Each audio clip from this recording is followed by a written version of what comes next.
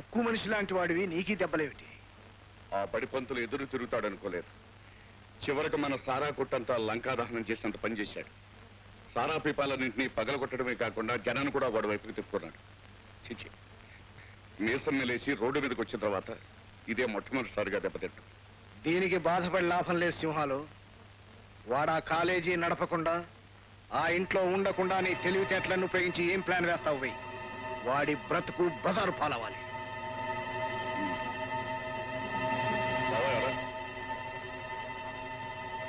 బాబు గారు, ఈయనే బాబు ఆ రాజు ఉంటున్న ఇంటి వనరు కిష్టయ్య అని. మనం ఎలా చెప్తే అలా ఇంటాడు. నమస్కారం అండి. నమస్కారం. కూర్చో. నువ్వు నాకు సహాయం చేయాలి. నేను మీకు సహాయం చేయడమా? అది నీకు పెద్ద కష్టమైంది ఏం కాదు. ప్రొఫెసర్ రాజు ఉంటున్నది మీ ఇంట్లోనే కదా, అతన్ని వెంటనే ఖాళీ చేయించాలి. అదేలేదండి, ఆయన చాలా నిఖార్సు అయిన మనిషి. నసుకుడు ఎందుకయ్యా? నీళ్లు ఖరీదంతో చెప్పి అయ్యారు కొంటారు. ఖరీదు ₹1,00,000 దాకా ఉంటుందండి. ₹1,00,000? ₹1,00,000? అవునండి. ₹1,00,000 తీసుకోవయ్యా. ఇచ్చేయండి. జగ్గు సార్, ఆ ₹1,00,000 క్యాష్ చెక్కు పట్టరా. ఇదిగో, కథ ఎలా నడిపించాలో తెలుసుగా. నిమిషాల మీద ఖాళీ చేయిస్తానండి.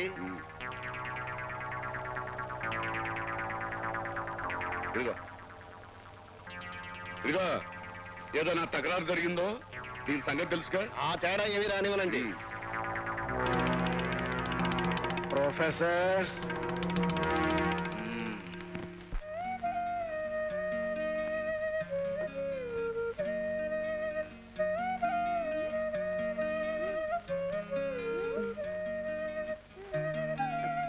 పర్వాలేదు రాజ్యం, నేను లేచి కూర్చోగా. నేను లేస్తానంటుంటే అబ్బా నేను లేవగలను. నేను లేస్తానన్నా? నేను లేస్తాను. ఏమిటి చెల్లాయి, లేచి తిరుగుతానంటుందా? నీ వదిన అంతేలే, నువ్వు వెళ్ళి పోయిన పట్ల.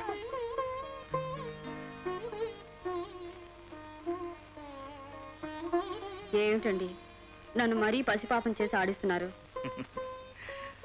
నాకు చిట్టి పాపనిచ్చే వరకు నిన్ను పసిపాపలాగే కాదు కంటి పాపలా చూసుకుంటా. మీది మరీ శుద్ధి మెత్తని మనసులేండి. డాక్టర్లు చెప్పడం సరే, వాళ్ళు చెప్పినట్లల్లా మీరు చేయడం సరే. ఇప్పుడే నేను చెప్పినట్టు వినటం లేదు. రేపు బాబు పుట్టిన తర్వాత నా వంక చూడ్డానికే తిరుగున్నదేమో. తల్లయ్యే అదృష్టం చాలా మందికి లభిస్తుంది, కానీ తల్లి కాబోయే భార్యని పసిపాపలా లాలించే భర్త దొరకడం నా సుకృతం అండి. ఎంత తీయని కబుర్లు చెప్పినా ఆఖరి తెచ్చవు. 2 ముద్దలన్నా తినకపోతే నీరసం వస్తుంది. రాజు, మీరు ఉన్న బలంగా ఇల్లు ఖాళీ చేయాలి.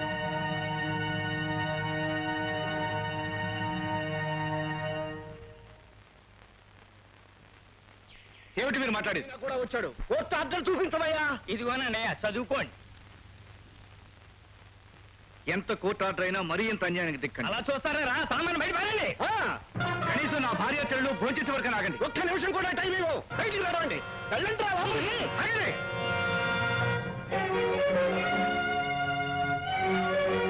లోపలికి వెళ్ళి సామాన్లు బయట పారేయండి. వెళ్ళండి.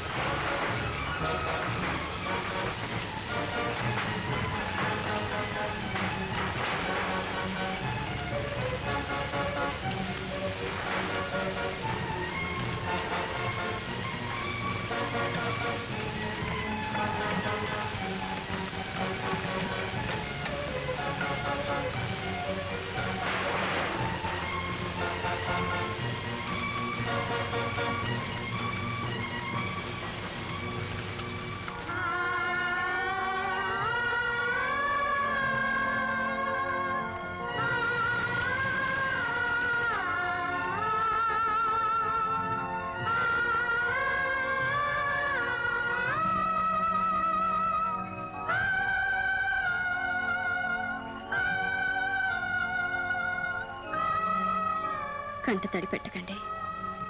ఇల్లు లేకుండా పోయిందేని బాధపడకండి. నిబ్బరాని గూడు కట్టుకుని కాపురం పెట్టుకుందాం. కలలో పండేవేళ కట్టుకున్న దానికి తలదాచుకోవడానికి గూడు కూడా లేకుండా చేసిన వాడిని అయ్యాను.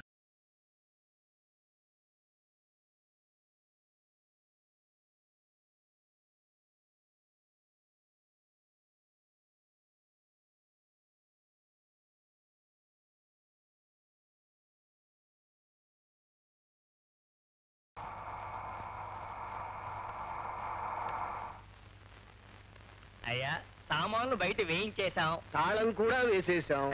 గుడ్. మీ పనులు చూసుకోండి, వెళ్ళండి. గుర్తుందనుకుంటాను, నీ చిన్నప్పుడు మీ నాన్న ఎదురు తిరిగితే ఏమైంది? నువ్వు ఉన్న ఇల్లు ఊరు వదిలిపెట్టి రావాల్సి వచ్చింది. ప్రొఫెసర్, నువ్వెదురు తిరిగితే ఏమైంది? నీ బతుకు బజారు పాలైంది. బాయ్.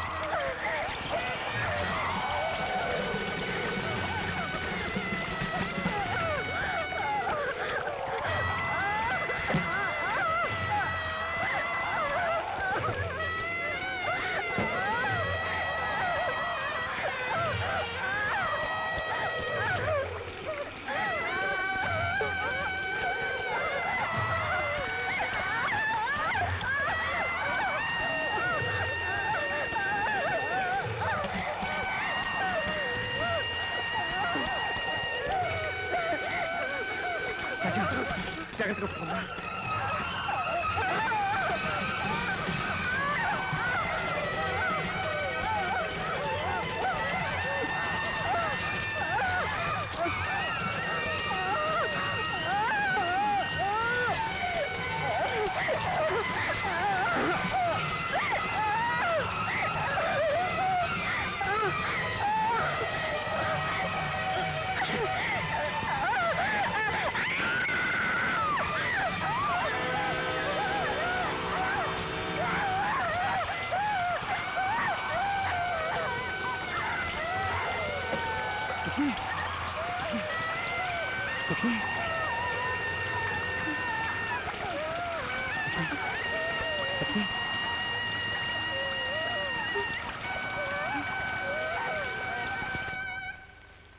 I'm very sorry.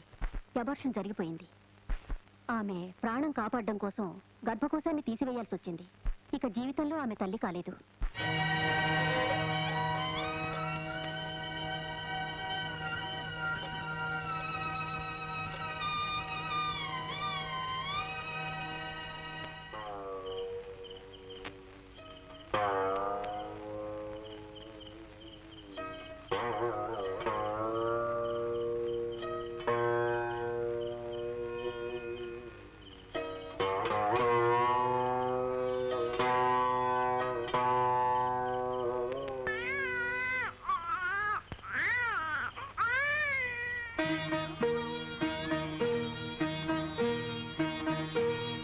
మాతృదేవో భవ పితృదేవో భవ గురుదేవో భవ.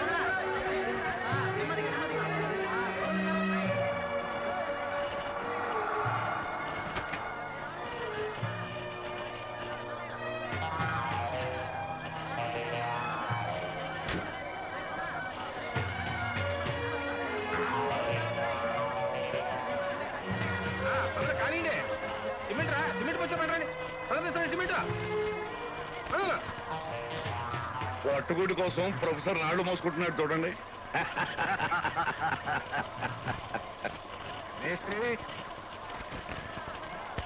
నమస్కారం అయ్యా. ఈ రాసుకెళ్లి పనిలోకి ఎవరు తీసుకున్నారు? ఎందుకు తీసుకున్నారు? వాడు రోజు కూలి అయ్యా. పని కావాలని అడిగితే కండబలం కలవాడని 3 పనులైనా చేయగలదని పెట్టుకున్నామయ్యా. వాడిక్కడ పని చేయడానికి వీల్లేదు. వెంటనే పనిలోంచి తీసాగేనయ్యా. బాబు గారి నీ పని నచ్చలే. పని చేసినంత వరకు కూలి డబ్బులు తీసుకొని ఇప్పుడే వెళ్ళిపో. ఇదేంటన్నా పనులు చెల్లిపోతున్నావా? ఆ బద్ధశత్రువులు ఇక్కడ కూడా అడ్డం తగిలారు. నన్ను పని నుంచి తీసేశారు. కష్టపడి పనిచేసే వాళ్ళని తీసేయడం వాళ్ళ ఇష్టమేనా? రే, అందరూ పనులు మానేంట్రా. రాజుని పనులకు తీసుకునే వరకు ఎవరు పనులకు వెళ్ళొద్దు. దిగండి, అందరూ దిగండి.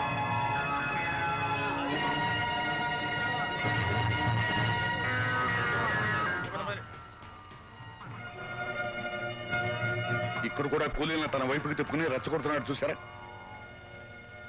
ఇక్కడ మీ రూల్స్ హక్కులు చెల్లవు. ఈ రాజును మళ్ళీ మేము చేర్చుకో. అందుకు ఇష్టమైన వాళ్ళు ఇక్కడ ఉండండి, కష్టమైన వాళ్ళు వెళ్ళిపోండి.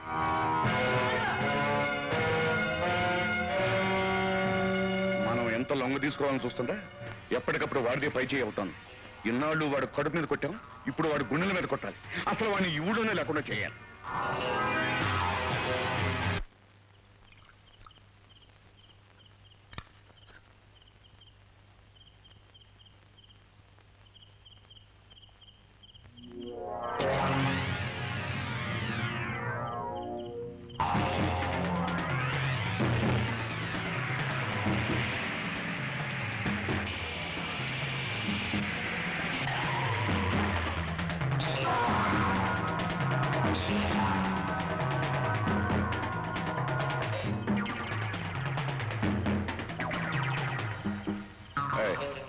నువ్వు రాజచెల్లెలు కదా, చివరకు నిన్ను బజారు పాలు చేశాడన్నమాట.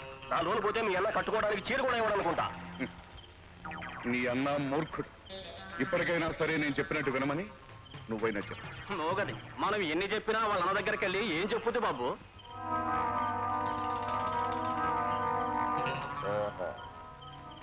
జన్మలో మర్చిపోకుండా శూర్పణఖలాగా దీనికి తగిన శాస్త్ర చేస్తే గాని దీని అన్నకు బుద్ధి రాదు.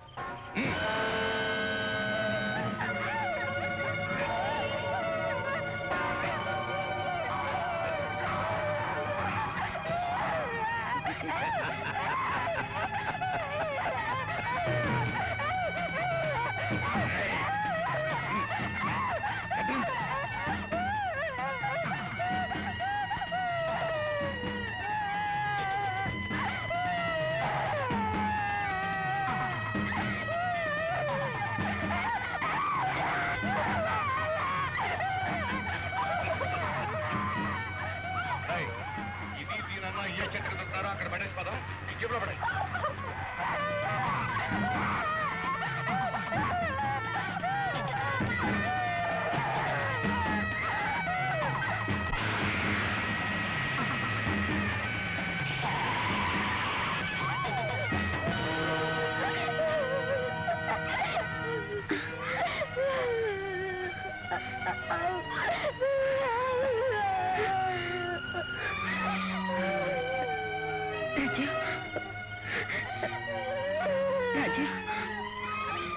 ఇప్పటికైనా నీ మొగుడిని బుద్ధి తెచ్చుకోమను. మా చెప్పు కింద తేలులాగా పడి ఉండకపోతే మీ ముగ్గురు శవాలు ఈ చెట్టుగా వేలాడదీస్తాను.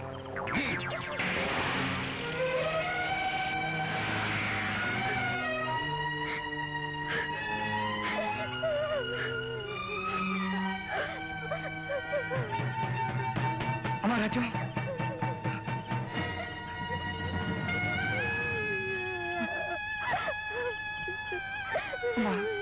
అమ్మా రాజ్యం, ఆ శ్రీపతి సింహారావు ఇంత కిరాతకానికి తెగిస్తారనుకోలేదు. నీ జీవితాన్ని దగ్ధం చేయాలని చూసిన ఆ నరరూప రాక్షసుని విడిచిపెట్టను. వద్దండి, మీరు ఆ దుర్మార్గం జోలికి వెళ్ళకండి. వాళ్ళు మళ్ళీ భూమి మీద బ్రతికినవారండి. వద్దండి, ఏమండి, వద్దండి. ఏమండి, ఆగండి. ఆవేశంలో మీరు ఎక్కడికి వెళ్తే ఆ కాసాయి వాళ్ళు మీ ప్రాణానికి ముప్పు కలిగిస్తారండి. మేము దిక్కులేని వాడు అయిపోతామండి. దయచేసి అక్కడికి వద్దు లక్ష్మి, నాకంటూ రావద్దు. ఆ శ్రీపతి చిన్నప్పటి నుంచి నా వెంటపడి నా బ్రతుకుని దుర్భరం చేశాడు. కాల ప్రవాహానికి ఎదురీదుతూ నాకు నేనే నిలదొక్కున్నాను. ఎప్పటికప్పుడు నేను కట్టుకున్న ప్రతి గూటిని కూలగొట్టాడు. చివరకు చెట్టు నీడను కూడా ప్రశాంతత లేకుండా చేస్తున్నాడు. ఆ నీచుడి ఇల్లు నేలమట్టం చేస్తాను. వాడికి నిలువ నీడ లేకుండా చేస్తాను.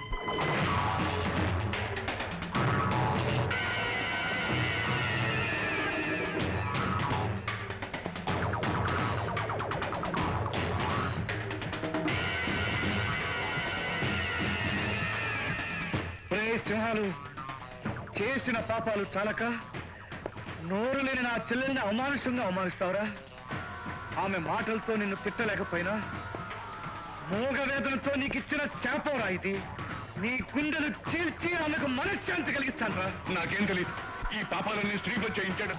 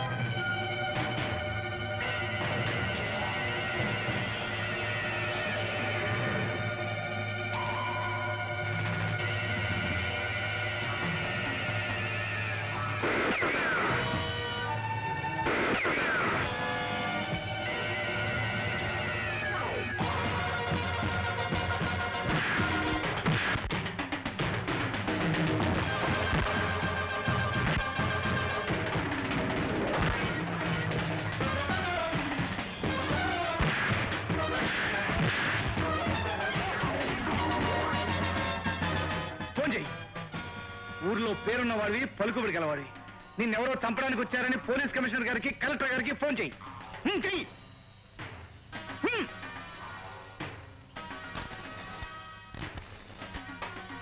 Hello, is it? Yes, I am coming.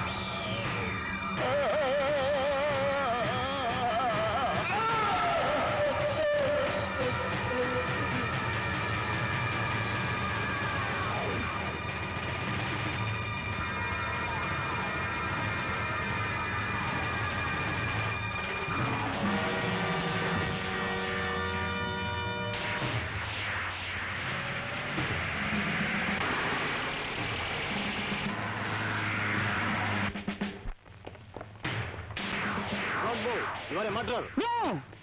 I'm not a murderer. I executed him. వాడిని నేను చంపలేదు, శిక్షించాను. కలెక్టర్ గారు, కమిషనర్ గారు, ఈ దుర్మార్గుడి ఆకేంద్ర మీరు వీడిని ఆదుకోవడానికి వచ్చారు. కానీ మిమ్మల్ని అందరినీ వీడి చేత ఫోన్ చేయించి పిలిపించింది నేనే. వీడెంత దుర్మార్గుడో మీకు స్పష్టం చేయడానికి నేనే పిలిపించాను. ఈ శ్రీపతి ధనమనంతో కళ్ళు మూసుకుపోయి ఎన్నో కుటుంబాలు నాశనం చేశాడు. పేదలను శాశ్వతంగా బానిసత్వంలో ఉంచాలని వీడు చేసిన అత్యాచారాలను చిన్నప్పుడు నా కళ్ళారా చూశాను. వీడు నా కుటుంబాన్ని నాశనం చేసి మా ఇంటిని నేలమట్టం చేసిన ఘాతుకానికి ప్రత్యక్ష సాక్షిని నేను. వీడు చిన్నప్పటి నుంచి నా మీద పగబట్టి నా మనుగడ సాగనివ్వకుండా అడ్డుపడ్డాడు. వీడి కబంధాస్తాల నుంచి బయటపడడానికి ఎప్పటికప్పుడు నా జీవితాన్ని కొత్త మలుపులు తిప్పుకుంటూ చివరకు చెట్టు కింద ఉన్నా అక్కడే నన్ను బతకనివ్వకుండా చేశాడు. నా భార్య చెల్లెల్ని పోషించుకోవడానికి కూలి పని చేసుకుంటున్నా అక్కడే నా పొట్ట మీద కొట్టాడు. వీడు చేసిన నేరాల్లో ఏ ఒక్క నేరానికైనా వీడిని 10 సార్లు చంపొచ్చు. ఏ ఒక్క దానికైనా సాక్ష్యాధారాల నుండి వీడిని కోర్టుకు తీసుకువెళ్తే కోర్టు ఎప్పుడో వీడికి ఉరిశిక్ష విధించేది. కానీ వీడి అదృష్టము నా దురదృష్టము అన్నింటికీ ప్రత్యక్ష సాక్షిని నేనే అయ్యాను. చిట్ట చివరకు నోరు లేని నా చెల్లెల్ని అవమానించినప్పుడు నా సహనం చచ్చిపోయింది, నా పౌరుషం రెచ్చిపోయింది. చిన్నప్పటి నుంచి వీడి అరాచకాలకు మరిగిన నా రక్తం వీడిని శిక్షించకపోతే నాకే కాదు ఈ సమాజానికి కూడా రక్షణ లేదని ప్రబోధించింది. అందుకే అందుకే అందుకే వీడిని చంపేశాను. వీడిని నేను చంపలేదు, శిక్షించాను. ఎనీహౌ, చట్టాన్ని నా చేతుల్లోకి తీసుకున్నాను కనుక మీ డ్యూటీ మీరు చేయండి.